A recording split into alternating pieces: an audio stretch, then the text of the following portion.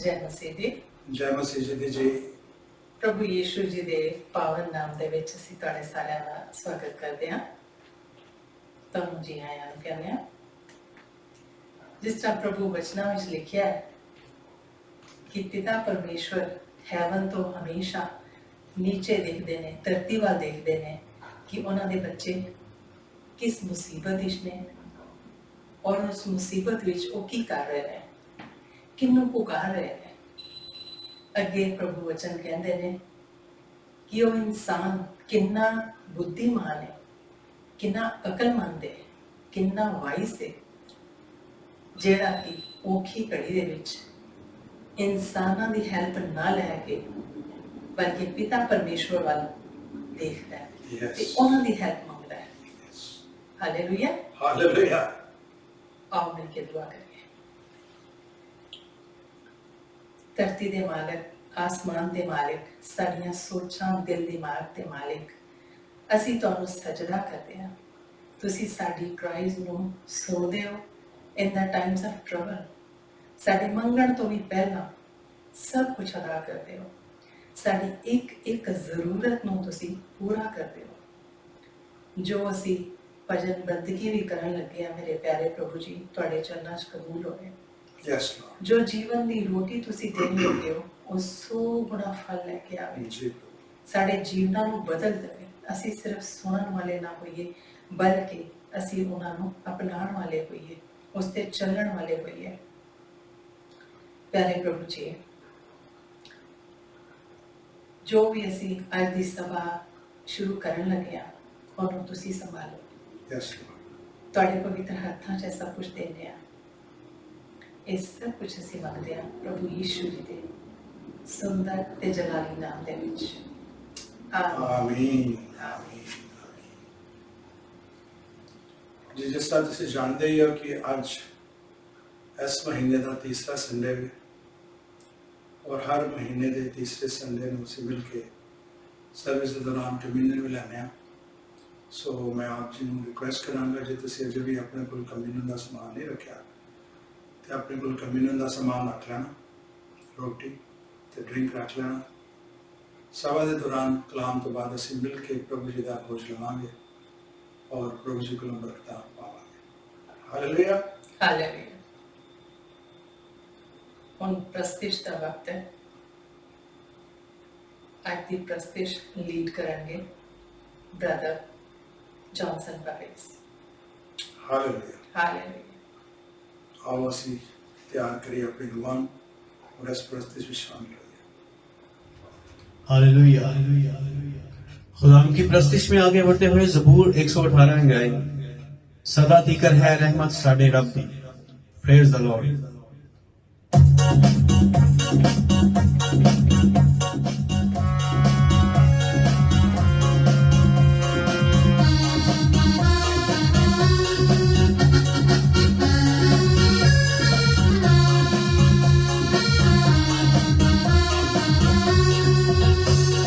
सदा तीकर है रहमत साडे रब दी, सदा तीकर है रहमत साडे रब दी, सदा तीकर है रहमत साडे रब दी, सदा तीकर है रहमत साडे रब दी, सदा तीकर है रहमत साडे रब दी, सदा तीकर है रहमत साडे रब दी।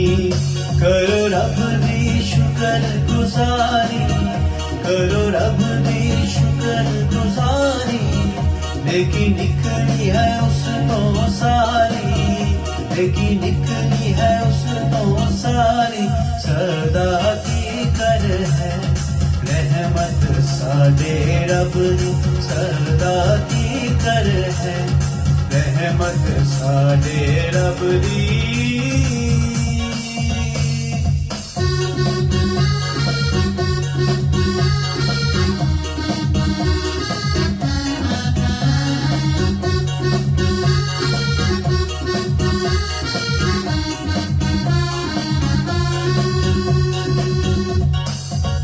काश इसराइले बोले, काश इसराइले बोले, ओदी उसत विच मुंह खोले ओदी औसत विच मुंह खोले सदा की कर है रहमत साडे रब दी सदा की कर है रहमत साडे रब दी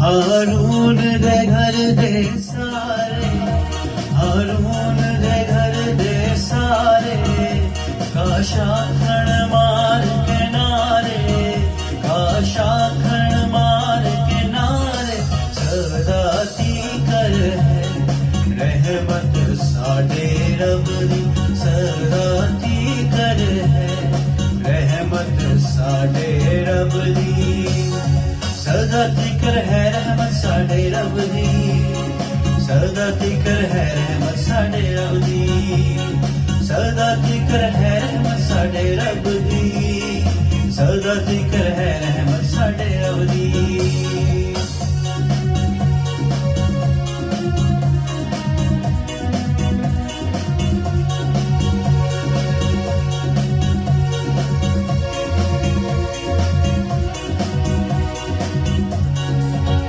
काशा खणियो हमेशा काशा खणियो हमेशा जो रख दे खौफ यहोवा जो रख दे खौफ यहोवा सदा की कर रहमत साडे रब दी सदा की कर है रहमत साडे रब दी सदा की कर है रहमत साडे रब दी सदा की कर है रहमत साडे रब दी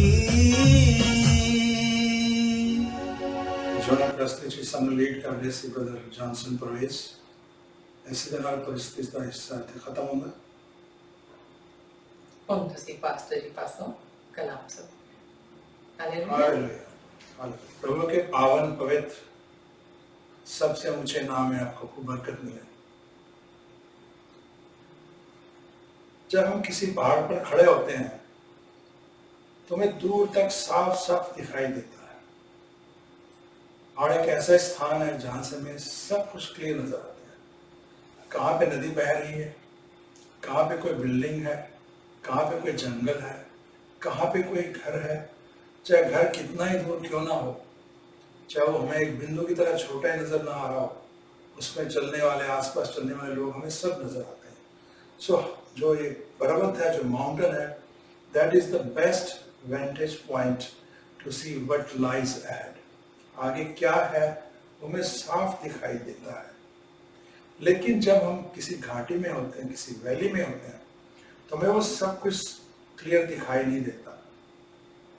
घाटी में जो बादल होते हैं पर्वत के आगे, वो हमारी दृष्टि को रोक लेते हैं और इस तरह हमारी जो दृष्टि है वो वहां तक नहीं दे सकती।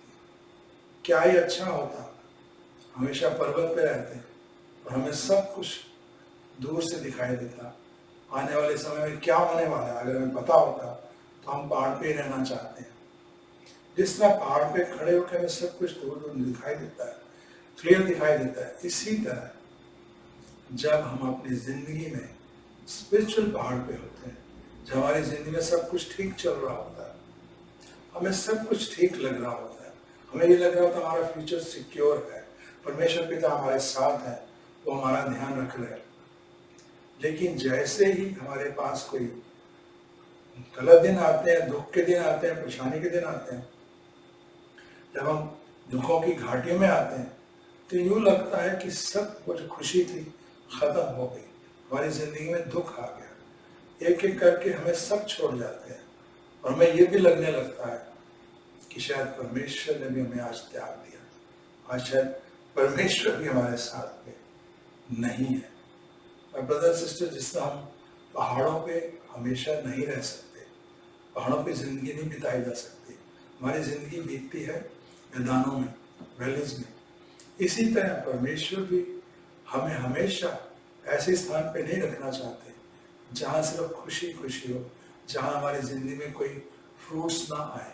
परमेश्वर हमें ऐसे रास्तों से निकालते हैं जो हमारे लिए पेनफुल होते हैं, लेकिन उन रास्तों के कारण, उस घाटी के कारण, अंधेरे के कारण हमारी जिंदगी में स्पिरिचुअल फ्रूट आते हैं।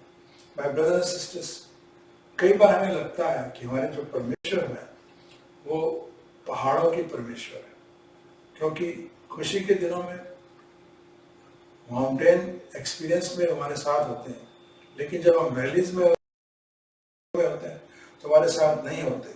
हम समझते हैं कि हमारा परमेश्वर घाटियों का परमेश्वर नहीं है। माय ब्रदर्स सिस्टर्स, आज प्रभु इसी बारे में हमें संदेश देने जा रहे हैं। परमेश्वर आज जो हमारे लिए संदेश है उसका टाइटल है He is the God of your valleys too. He is the God of your valleys too. वह परमेश्वर आपकी घाटियों का भी परमेश्वर है। वह परमेश्वर आपकी घाटियों का भी परमेश्वर है। दरअसल कब इंसान के मन में ये बात कि our God is a God of mountains only and He is not God of valleys, ये बात जिस दिन आई और ये बात सच है कि झूठ है, इसको देखने के लिए हमें हिस्ट्री में जाना पड़ेगा। हम जाके देखेंगे पवित्र बाइबल में। मेरा ईमान है आपके पास पवित्र बाइबल होगी। वहाँ जाके देखेंगे, एक कहानी पढ़ेंगे 1 किंग चैप्टर 20 में, पहले अध्याय 20 में, और देखेंगे कि कैसे ये बात शुरू हुई और कैसे ये बात सच है कि नहीं सच है कि our God is God of mountains only. ये उस समय की बात है जब इजराइल का कौम का जो किंग था उसका नाम था अहाब। उस समय एक दूसरी कौम थी जिसको हम आराम कहते हैं, उस कौम का जो राजा था वो था बेन-हदद। तो बेन-हदद ने एक बार इजराइल के ऊपर चढ़ाई कर दी और इसका जिक्र आता है book of kings, 1 king chapter 20 verse 1 से हम देखना शुरू कर रहे हैं। तो वर्स 2 में देखते हैं उसने क्या किया। दुश्मन जो राजा था उसने क्या किया, उसने अपने दूत भेजे इजराइल के राजा के पास, और क्या उसको मैसेज देता है। वर्स नंबर 3 में वो कहता है your silver and gold are mine. Israel के किंग को ये धमकी देता है कि जो तेरा सोना है, जो तेरी चांदी है, मेरे हैं, and the best of your wifes are mine. और इसी तरह जो तेरी सुंदर सुंदर पत्नियां हैं, जो सुंदर बच्चे हैं, वो भी मेरे हैं। जब इजराइल के राजा को ये मैसेज मिलता है दूत के द्वारा, तो वो डर जाता है, घबरा जाता है और कहता है ठीक है, जैसा आप कहते हो वैसा ही हो। लेकिन अगले दिन फिर बेन-हदद, अराम का जो किंग होता है, वो फिर किंग के पास अपना मैसेज भेजता है, अपने दूत को भेजता है, और उसे क्या कहता है, but about this time tomorrow I am going to send my official. कहता है इसी समय कल मैं अपने को भेजूंगा, search your palace and houses of your, मैं तेरे राजमहल को, तेरे घरों की तलाशी लूंगा और जो कुछ मुझे सही लगेगा मैं उसे जब्त कर लूंगा, मैं उसे अपना बना लूंगा। ये बात सुन के इजराइल का राजा डर गया। उसने अपने बड़े जो एल्डर्स थे, बुजुर्ग थे, उनको बुलाया, उनकी सलाह ली। तो उन्होंने ये तो बेन-हदद की सलाह मत मान, डर मत उससे, उसकी बात मत मान। और इस तरह इजराइल के राजा ने बेन-हदद को नो बोल दिया और बेन-हदद को रिजेक्ट कर दिया। अराम का राजा बेन-हदद था, उसने अपने सैनिकों पर बोला चलो तैयारी करो, हम इनके ऊपर अटैक करेंगे, इनके ऊपर आक्रमण करेंगे। अब देखिए समा, एक तरफ बड़ी सेना आक्रमण की तैयारी कर रही है, दूसरी तरफ इजराइल का जो किंग है वो छोटी सी सेना के साथ उसका मुकाबला करने जा रहा है। लेकिन उस समय परमेश्वर ने अपने एक नबी को वहां भेजा। उस नबी ने जाके इजराइल के जो किंग था अहाब को, उसको क्या मैसेज दिया, do you see this vast army, ये जो बड़ी तू सेना देख रहा है,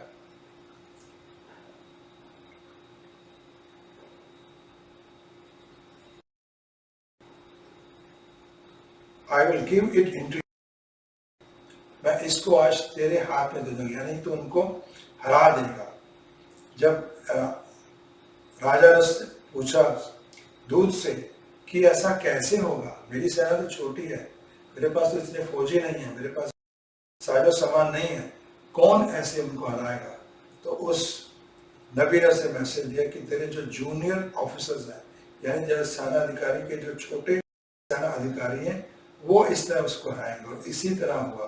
उसने तैयारी की, अपने सारे जूनियर ऑफिसर्स को इकट्ठा किया, उसके साथ अपनी सेना के सारे सैनिक इकट्ठे किए जो करीब 7,000 थे, और उन्होंने मुकाबला किया बेन हदद की सेना का। और परमेश्वर की करनी ऐसी हुई जैसा उस नबी ने संदेश दिया था परमेश्वर का। उन्होंने एक एक जो बेन हदद की सेना के लोग थे उनको मारना शुरू किया, काटना शुरू किया, और बहुत सारे लोग मारे गए, और जो बच गए वहां से भाग गए। यहाँ तक कि जो अराम की सेना का किंग था बेन हदद, वो भी भाग गया, और उन्होंने उनको हरा दिया। उनके जितने भी घोड़े थे, उनके जो रथ थे, वो सब हथियार लिए, और बहुत सारा उनका नुकसान किया। इस तरह उनको तसल्ली में परमेश्वर ने फिर एक संदेश भेजा एक अपने प्रॉफिट के द्वारा, और उससे प्रॉफिट ने आके ये बोला कि ये भी खत्म नहीं हुआ कि अगले साल फिर इसी तरह बेन हदद आपके ऊपर चढ़ाई करेगा, आपके ऊपर हमला करेगा, और आपको उसके लिए तैयार रहना चाहिए। उधर जो दुश्मन सेना का किंग था बेन हदद, उसने अपने भी एल्डर्स को बुलाया और उनकी सलाह ली, ये क्या हुआ कि हम उनसे हार गए, वो तो छोटी सी सेना थी, थोड़े से लोग, कैसे हम हार गए?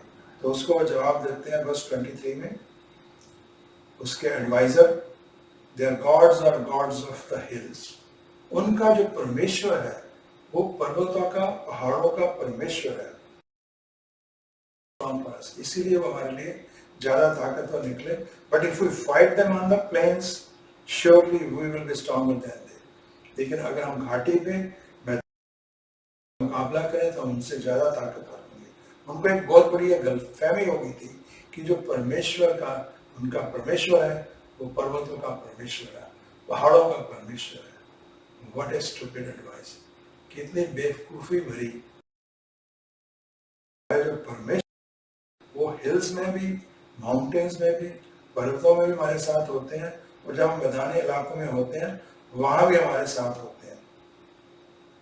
तो उन्होंने क्या किया, बेन हदद ने क्या किया, फिर अपनी सेना इकट्ठी की, फिर ढेर सारे घोड़े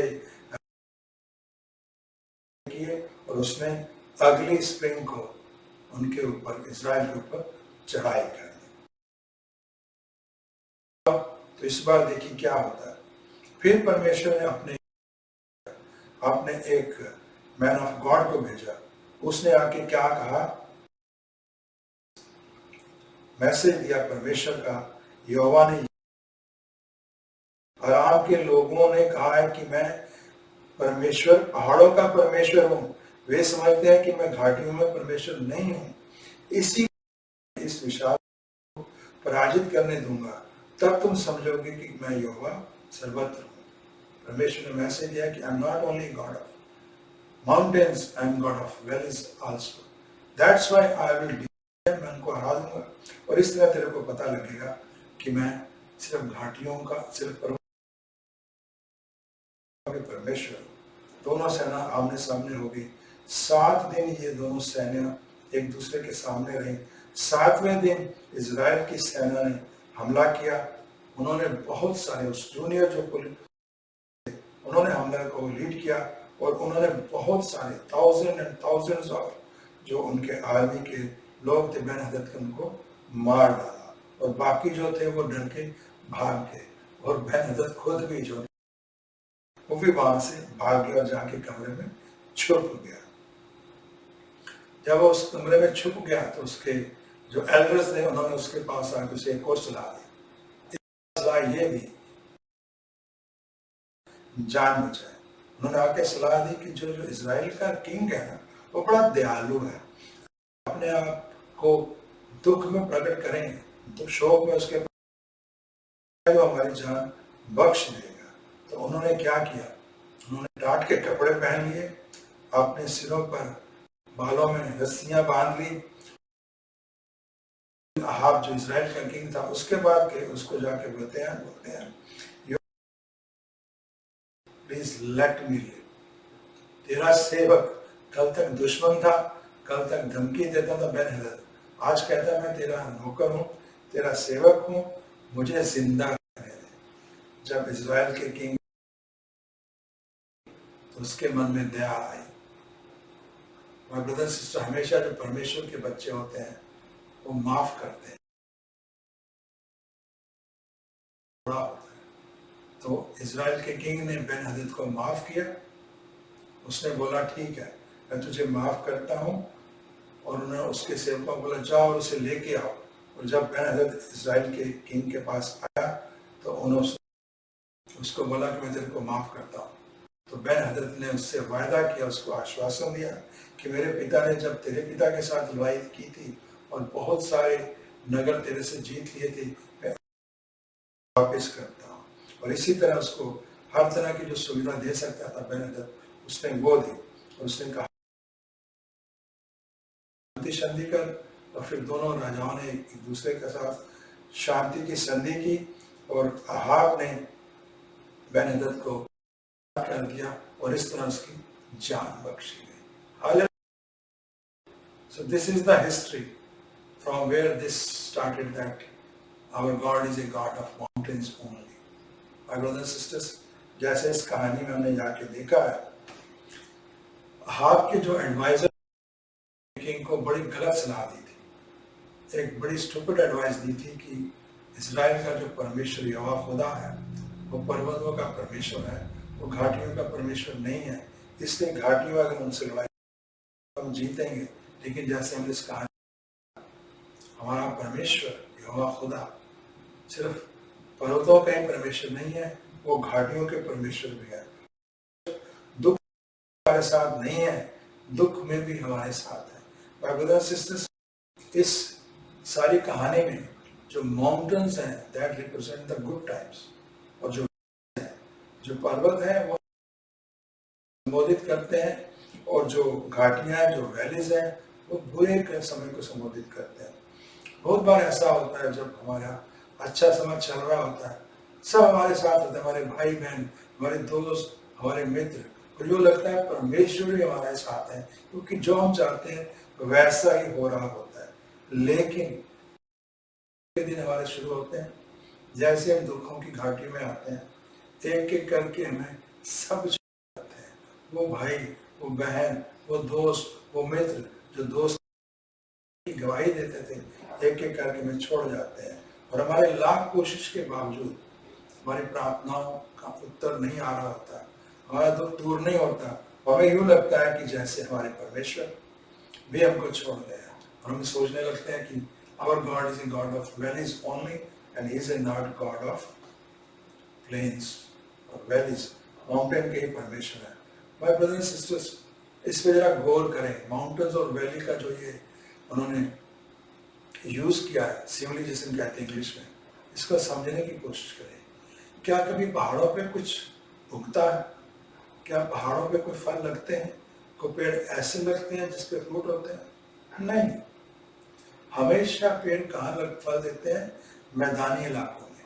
जब मैदानी इलाकों में हम लोग कुछ बीज बोते हैं तो वो प्रफुल्लित होता है, उसमें फल लगते हैं, फ्रूट लगते हैं। इसी तरह माय ब्रदर एंड सिस्टर, हमारी स्पिरिचुअल लाइफ में when we are at mountains, जब हमारी स्पिरिचुअल लाइफ ठीक होती है, सब ठीक चल रहा होता है, हम खुश होते हैं, हमारे हालात सही होते हैं, हमें सब कुछ मिल रहा होता है जैसा हम चाहते हैं, तो उस समय हमारे फ्रूट नहीं पैदा होते। हमारे सबसे ज़्यादा फ्रूट तब पैदा होते हैं जब हम दुख में होते हैं, जब हम वैलीज ऑफ सॉरो में होते हैं। माय ब्रदर्स एंड सिस्टर्स, आप अपने दिल के अंदर झांक के देखें। जब हम सुख में होते हैं शायद हम उस तरह प्रार्थना नहीं करते, शायद उस तरह बाइबल नहीं पढ़ते, शायद उतना हम चर्च नहीं जाते।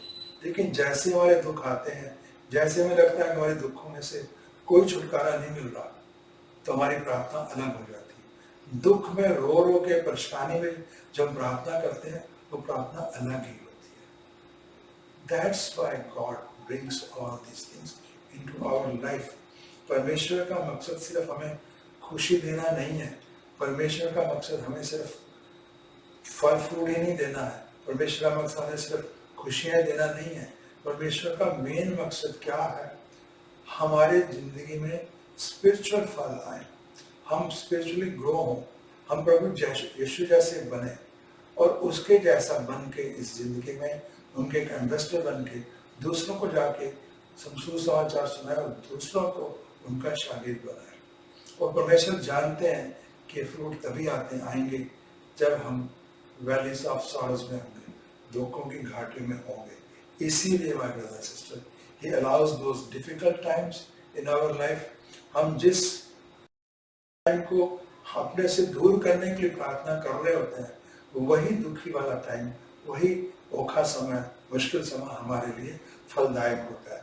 माय ब्रदर सिस्टर्स, हम में से कोई भी दुखों की घाटियों में विलेंगली खुशी से नहीं जाना चाहता।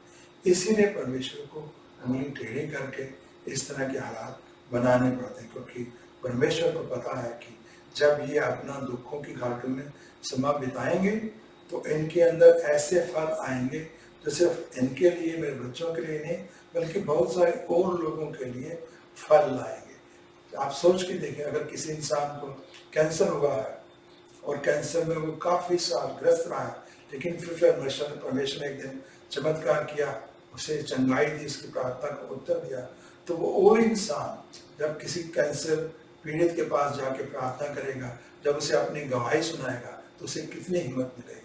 वो इंसान जिसे कभी कैंसर नहीं हुआ, वो अगर कोई बात कहेगा तो उसको विश्वास नहीं आएगा। इसीलिए परमेश्वर हमें इस तरह की घाटियों में लेके जाते हैं। बहुत से लोग हैं जो दुखों की घाटी में आके बिटर हो जाते हैं, कड़वे हो जाते हैं, लेकिन बहुत से ऐसे लोग हैं जो सच्चे मसीह लोग हैं, वो दुख के दिनों में आके बेटर बन जाते हैं। माय ब्रदर सिस्टर्स, दुखों की वैल्यू में जो हमारे फल लगते हैं, उन फलों में से बीज हम जब प्लांट करते हैं दूसरों की जिंदगी में, तो फल लेके आते हैं।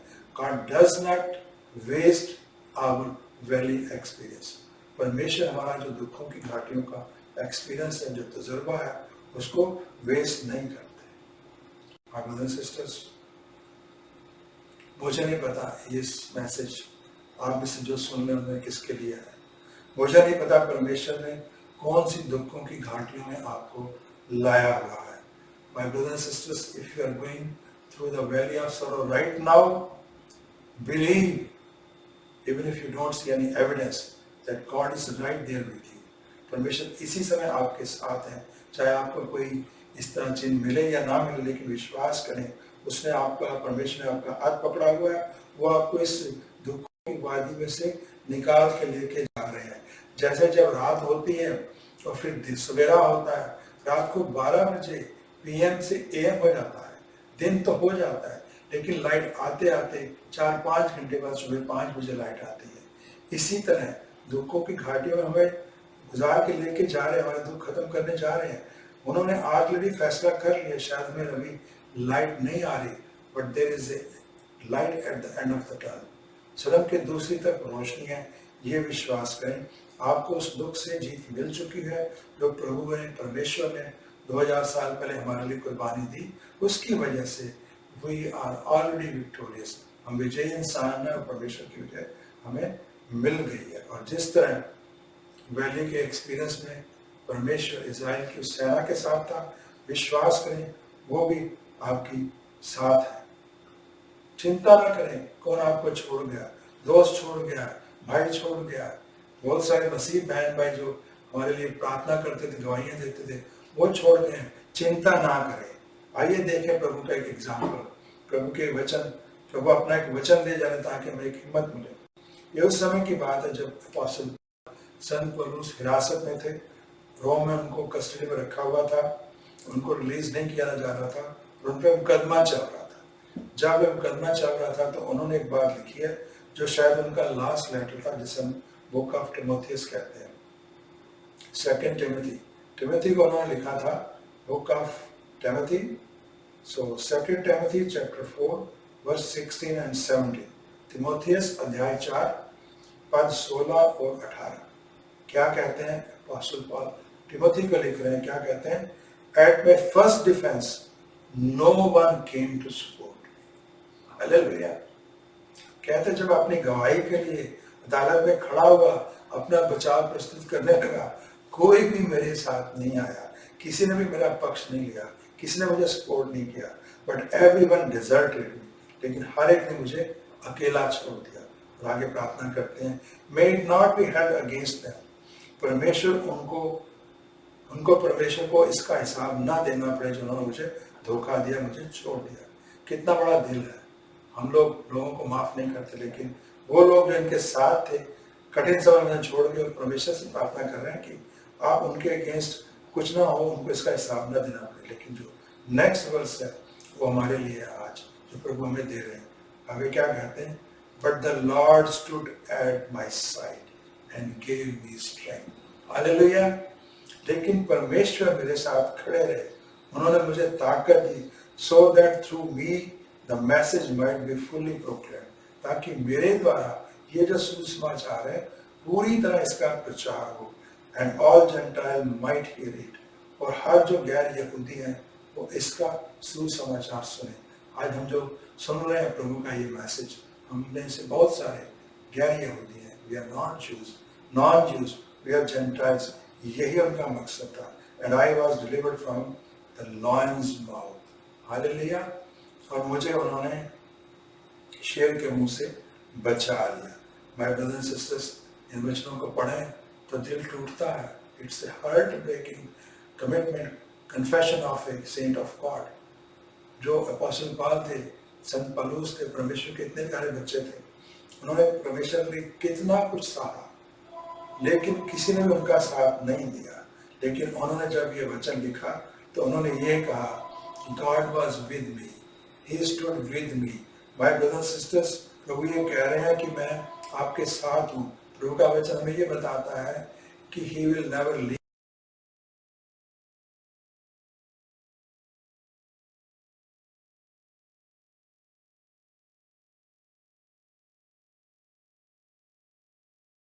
की घाटी में जिनमें से हम निकल रहे हैं, जो हमें परेशानी आई हुई है, मुझे नहीं पता आप किस परेशानी में है, शायद किसी बीमारी में है, शायद रिश्ते खराब हो रहे हैं, शायद पैसे की कमी आ गई, शायद जॉब चला गया, या शायद किसी बीमारी ने घेर लिया। आपको पता है आप किस दुख में, लेकिन आप विश्वास करें, God is standing by you. So अपने मुंह से ये प्रोक्लेम करें, God stood by me. My brothers and sisters, ये जो जिंदगी है ये नहीं है कि इसमें दुख नहीं होगा, परेशानी नहीं होगा, लेकिन इस जिंदगी का सबसे बड़ा मकसद यह है कि उन दुखों में परमेश्वर हमारे साथ होंगे, परमेश्वर की दया हमारे साथ होगी। सो ऐसे दुखों की घाटी में हमेशा परमेश्वर पे फोकस हम करें, उनके ऊपर ध्यान रखें। अगर इस तरह ध्यान रखेंगे तो एक दिन वो आएगा जब हम भी संत पौलुस की तरह ये कह सकेंगे, but the lord stood by my side and give me strength. परमेश्वर मेरे साथ रहे, मेरे साथ खड़े रहे, और उन्होंने मुझे ताकत दी, और मुझे लायन के मुंह से करेंगे। आइए इस बात पे विश्वास करें कि he is standing with you right now and he is giving you strength. क्योंकि आज प्रभु का जो हमें वचन मिला है, उस वचन में प्रभु से हमें ये कहा है कि he is the God of our valleys. वो परमेश्वर हमारी घाटियों के परमेश्वर भी है। Hallelujah. God bless you, God bless you, God bless you। जीवन कम्यूनन का वक्त है, सामने प्रभु जी का मेज लगा है। जो असी इस प्रभु जी के इस मेज विच हिस्सा लेने, असी उन्हों की उस मौत को, सलीबी मौत को प्रचार करने जो उन्होंने 2000 साल पहले साढ़े लिए सलीबी मौत लैके की सी। जो भी असी इस रोटी को खाने, इस ड्रिंक को पीने,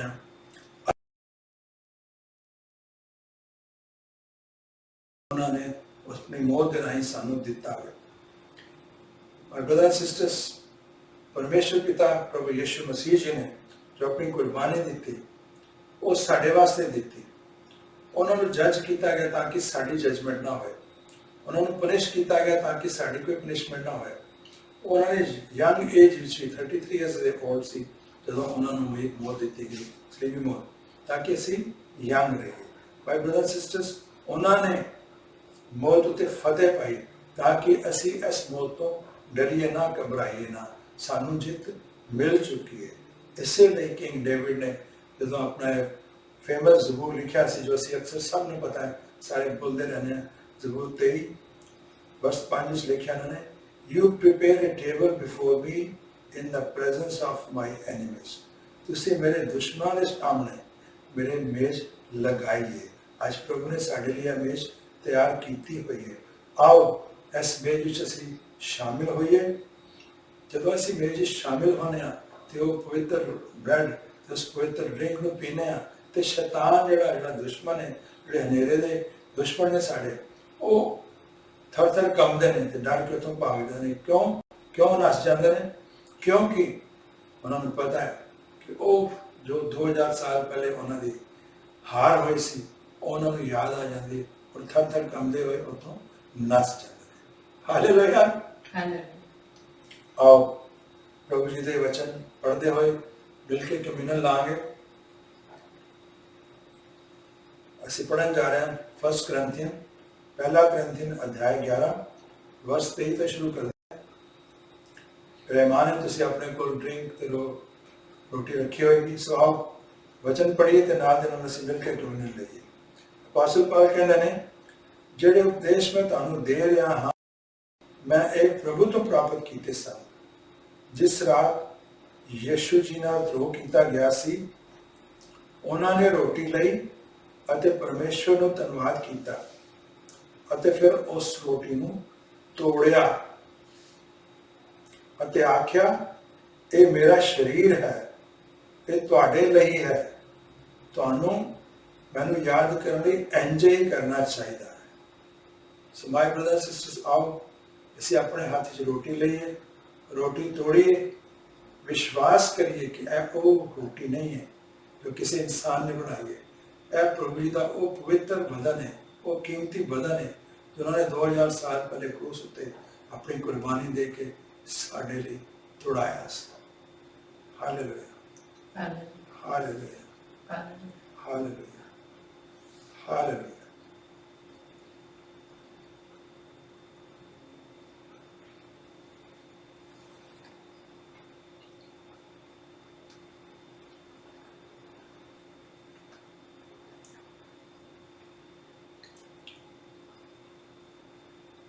ਵਰਸ ਨੰਬਰ 25, ਫਿਰ ਉਹਨਾਂ ਨੇ ਰਾਤ ਦਾ ਭੋਜਨ ਕਰਨ ਤੋਂ ਬਾਅਦ ਪਿਆਲਾ ਲਿਆ ਅਤੇ ਆਖਿਆ, ਇਹ ਪਿਆਲਾ ਨਵੇਂ ਕਰਾਰ ਨੂੰ ਸੂਚਿਤ ਕਰਦਾ ਹੈ ਜਿਹੜਾ ਪਰਮੇਸ਼ਵਰ ਨੇ ਆਪਣੇ ਲੋਕਾਂ ਨਾਲ ਕੀਤਾ।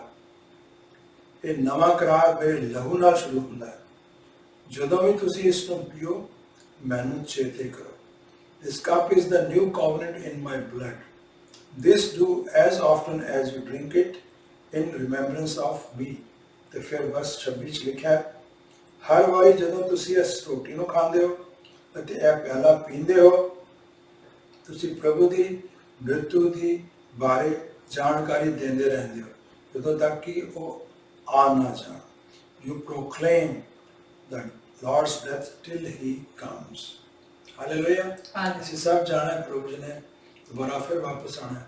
ਇਸ ਲਈ ਜਦੋਂ ਅਸੀਂ ਇਸ ਡਰਿੰਕ ਨੂੰ ਪੀਂਦੇ ਹਾਂ ਤੇ ਇਸ ਵਿਸ਼ਵਾਸ ਨਾਲ ਪੀਵੀਏ ਕਿ ਸਾਡੇ ਪਰਮੇਸ਼ਵਰ ਜ਼ਿੰਦਾ ਹੈ, ਇਹ ਉਹਨਾਂ ਦਾ ਕੀਮਤੀ ਲਹੂ ਹੈ ਤੇ ਇੱਕ ਵਾਰੀ ਫਿਰ ਅਸੀਂ ਉਹਨਾਂ ਨੂੰ ਮਿਲ ਸਕਾਂਗੇ, ਉਹ ਸਾਨੂੰ ਮਿਲਣ ਆਉਣਗੇ ਤੇ ਅਸੀਂ ਉਹਨਾਂ ਦੇ ਕੋਲ ਬੈਠ ਕੇ ਜ਼ਿੰਦਗੀ ਦੀਆਂ ਸਾਰੀਆਂ ਬਰਕਤਾਂ ਪ੍ਰਾਪਤ ਕਰਾਂਗੇ। ਆਓ ਇਸ ਵਿਸ਼ਵਾਸ ਦੇ ਨਾਲ ਕਿ ਇਹ ਡਰਿੰਕ ਉਹ ਕੀਮਤੀ ਲਹੂ ਹੈ ਕਿ ਪ੍ਰਭੂ ਯਿਸੂ ਮਸੀਹ ਜੀ ਨੇ 2000 ਸਾਲ ਪਹਿਲੇ ਆਪਣੀ ਸਰੀਵੀ ਮੌਤ ਦੇ ਕੇ ਕਰੂਸ ਤੇ ਬਹਾਇਆ ਸੀ। Hallelujah, hallelujah, hallelujah.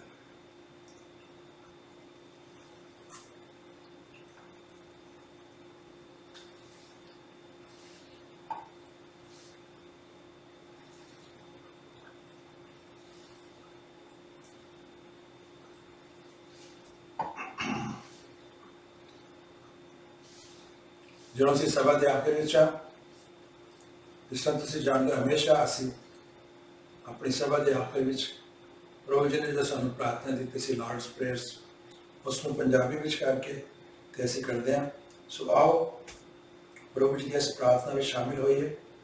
ਮੈਂ ਦਰਖਾਸਤ ਕਰਾਂ, ਜਿੱਥੇ ਜਿੱਥੇ ਤੁਸੀਂ ਹੋ ਇਸ ਵੇਲੇ, ਤੁਸੀਂ ਉੱਥੇ ਆਪਣੀ ਜਗ੍ਹਾ ਤੇ ਖੜੇ ਆ ਜਾਓ, ਅੱਖਾਂ ਬੰਦ ਕਰੀਏ, ਸਿਰ ਝੁਕਾਈਏ और मिल के पंजाबी विच प्रभु जी दी प्रार्थना करिए। हे साडे पिता ਜਿਹੜੇ स्वर्ग विच हो, ਤੁਹਾਡਾ ਨਾਮ ਪਾਕ ਮੰਨਿਆ ਜਾਏ, ਤੁਹਾਡਾ ਰਾਜ ਆਏ, ਤੁਹਾਡੀ ਮਰਜ਼ੀ ਜਿਹੜੀ ਸਵਰਗ ਵਿੱਚ ਪੂਰੀ ਹੁੰਦੀ ਹੈ ਜ਼ਮੀਨ ਉੱਤੇ ਵੀ ਹੋਵੇ।